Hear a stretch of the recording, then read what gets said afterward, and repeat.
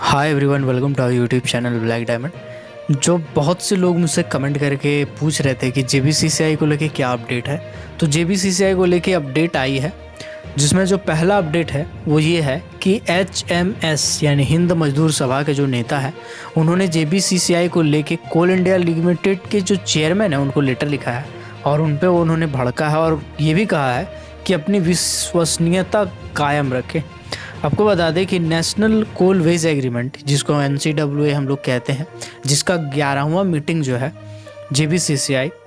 उसका द्वितीय बैठक यानी पहला बैठक है वो हो चुका है, द्वितीय बैठक जो है वो अक्टूबर में बुलाए जाने को लेकर के HMS नेता शिव कुमार यादव ने कोल इंडिया लिमिटेड के चेयरमैन को कड़ा पत्र लिखा है और उस लेटर में उन्होंने ये कहा है, कोल इंडिया लिमिटेड के जो चेयरमैन है, ये उनका लेटर है, उन्होंने ये कहा है कि 8 अक्टूबर 2021 को वकोली के जो हेड ऑफिस है, उन्होंने उस जगह पे कोल इंडिया लिमिटेड का जो चेयरमैन है, उन्होंने ये आश्वासन दिया था कि जेबीसीसीआई 11 का जो बैठक होगा वो अक्टूबर माह में किया जाएगा, एक बैठक कम से कम अक्टूबर माह में किया जाएगा। तो उन्हीं को लेके जो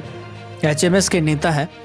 यही बात को दोहराए हैं लेटर में और उन्होंने ये भी कहा है कि अपनी विश्वसनीयता को कायम रखिए, यानी आपने जो कहा था उसको पूरा कीजिए, क्योंकि अक्टूबर ख़त्म होने में सिर्फ 10 ही दिन के आसपास बच गया है, तो इसीलिए अक्टूबर महीना में ही बैठक कीजिए, जैसा कि आपने कहा था उस बात को आप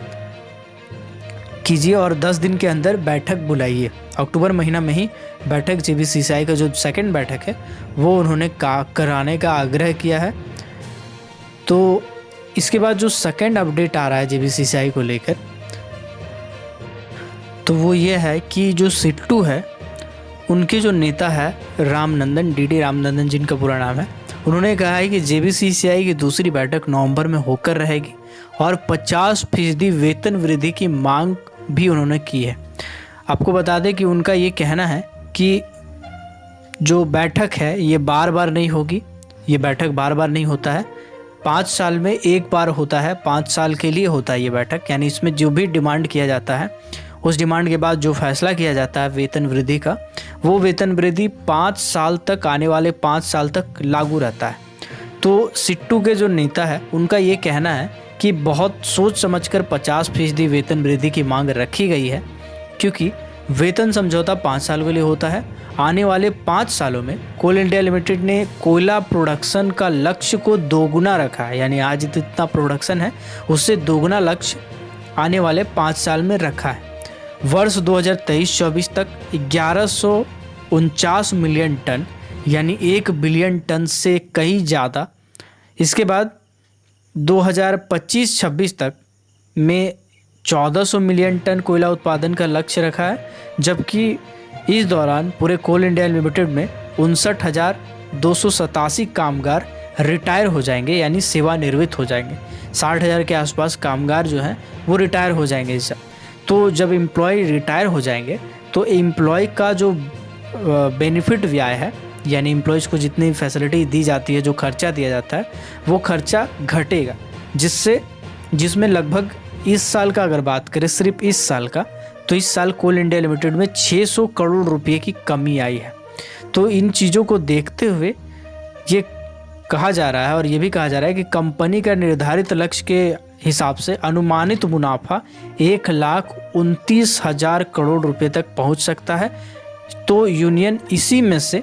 जो एम्प्लॉयज़ हैं उन एम्प्लॉयज़ के लिए वेतन वृद्धि में 50% का बढ़ोतरी करने का मांग रखी है, जबकि उत्पादन दोगुना होने जा रहा है। तो आने वाले 5 साल के जो कोल इंडिया लिमिटेड का स्ट्रेटजी है, एजेंडा है, तो उन एजेंडा को देख के, उन प्रोडक्शन टारगेट को देख के और उससे कंपनी कितना अर्न करेगी, एम्प्लॉयज़ को कितना एम्प्लॉयज़ हटाए जाएंगे या कितना रिटायर होंगे, उन एम्प्लॉयज़ का कितना खर्चा कम होगा, बजट होगा कम होगा, इसके बाद मशीनरीज़ का अडॉप्टेशन होगा जिसमें ये सारे जो प्रोडक्शन टारगेट है इसको अचीव किया जाएगा। तो ये सब चीज़ को देखते हुए जो यूनियन है उनका ये कहना है कि ये सब चीज़ को देखते हुए ये निर्णय लिया गया है कि कोल इंडिया लिमिटेड के जितने भी एम्प्लॉयज़ हैं, जो भी नॉन एग्जीक्यूटिव में आते हैं, जिनके लिए भी ये वेतन समझौता है, उसको 50% का वेतन वृद्धि दिया जाना चाहिए। तो आप कमेंट सेक्शन में कमेंट करके ज़रूर बताइएगा कि आपको क्या लगता है कि सेकेंड बैठक कब होगा, नवंबर में होगा या फिर वो अक्टूबर में होगा, ये भी बताइएगा। और ये भी बताइएगा कि 50% वेतन वृद्धि में प्रैक्टिकली आपको क्या लगता है कि कितना वेतन वृद्धि हो पाएगा, कितना नहीं हो पाएगा। आप अपने हिसाब से ज़रूर कमेंट कीजिएगा, क्योंकि आपके कमेंट बहुत से लोग पढ़ने वाले हैं।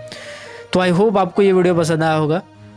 अगर आपने अभी तक हमारे चैनल को सब्सक्राइब नहीं किया है तो ज़रूर सब्सक्राइब कर दीजिएगा, क्योंकि मैं काफ़ी लंबे टाइम से माइनिंग से रिलेटेड जितने भी एम्प्लॉयज़ हैं उन सभी एम्प्लॉयज़ को अपडेट देता रहता हूँ।